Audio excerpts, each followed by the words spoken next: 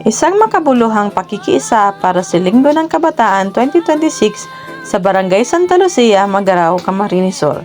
Bilang bahagi ng kanilang programa para sa kabataan, kami ay naimbitahan upang magbahagi ng kaalaman at mahahalagang pag-aalala tungkol sa rape prevention tips at drug awareness campaign.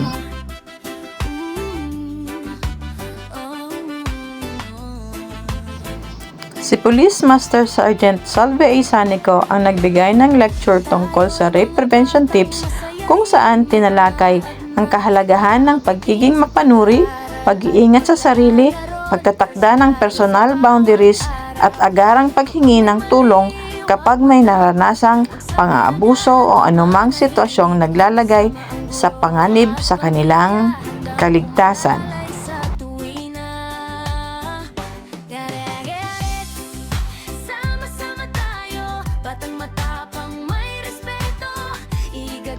Samantala, si PSSG Diana Aguirre naman ang nagbahagi ng kaalaman tungkol sa drug awareness campaign upang maunawaan ng mga kabataan ang masasamang epekto ng ilegal na droga sa kanilang kalusugan, pag-aaral, pamilya at kinabukasan, at kung paano nila maiiwasan ang mga maling impluwensya at desisyon. Hindi lamang ito simpleng lecture, ito ay isang paalala na ang bawat kabataan ay may karapatang maging ligtas, protektado at magkaroon ng magandang kinabukasan.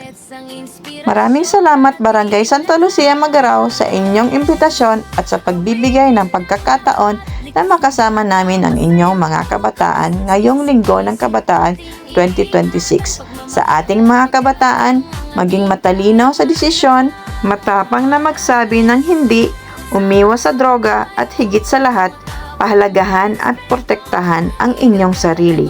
Dahil ang kabataan ay hindi lamang pag-asa ng bayan, kaya ang kinabukasang sama-sama nating pinaprotektahan, kabataan, maging ligtas, maging responsable at maging inspirasyon. Maraming salamat at mabuhay ang kabataan ng Barangay Santa Lucia.